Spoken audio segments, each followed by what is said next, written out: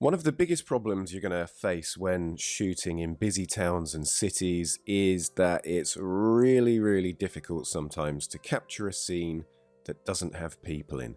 But there is a way to get around it and to capture completely people-free images, and merging a series of exposures together to achieve that effect can be done automatically in Photoshop. So it is so simple. It's almost unbelievable. So here I have a set of 7 images, and these were taken one after the other, and the aim here was to capture each part of this scene with no people in. And then what we do is, after matching the processing in Lightroom, we export them and then load them into Photoshop, and then Photoshop will analyze the images and then blend them together to remove all of these people for us. So I'm just going to click on that first image and we're going to go and give that a really quick process. I'm not going to worry about all the settings too much because this is more about the Photoshop side of things than the processing here, although this is also important, so that's why we're quickly running through this process. So there is a basic process, and I'm just going to make sure that all of these images are matched in terms of processing. So I'm just going to hold down Shift and then left mouse click on that final image.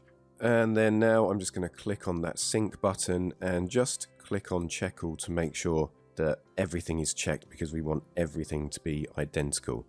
And then when we click on synchronize, that's going to apply all of those settings to those other images.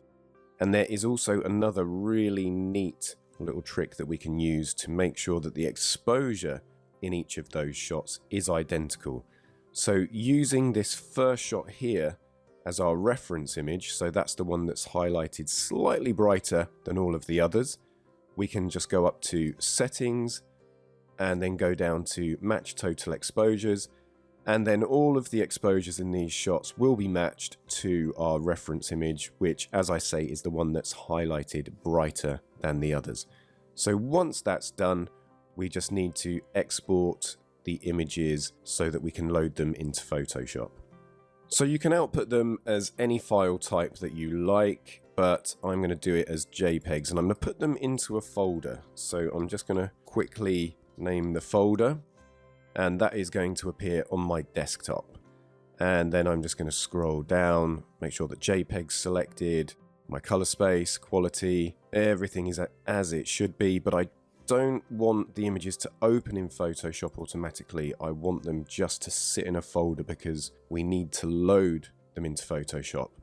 So once everything is checked out here and you're happy with the file type, we can just hit export, and those images will be exported into a folder that we can then take them from and load them into Photoshop. Okay, so once the export has completed, you just need to open up Photoshop and then go to File, Scripts, and Statistics. And the name of this function doesn't really give very much away at all, but trust me, it works really well.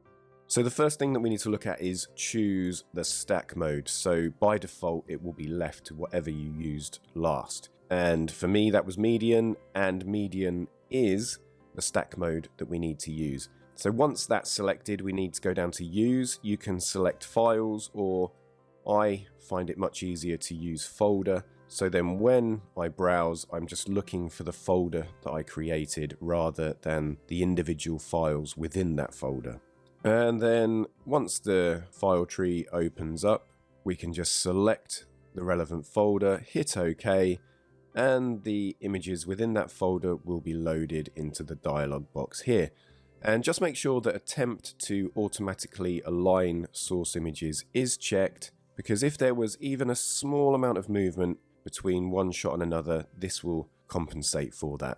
So once everything is in place, just hit OK, and then very quickly Photoshop will bring those images together and remove all of the people from the scene.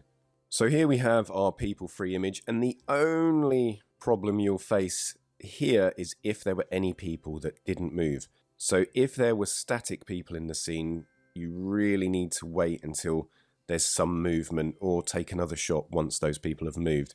And just to show you, there is one person left in my shot here, and it's a busker who obviously didn't move while those images were taken. So I could either do some cloning work to remove this person here, or I could have done a reshoot.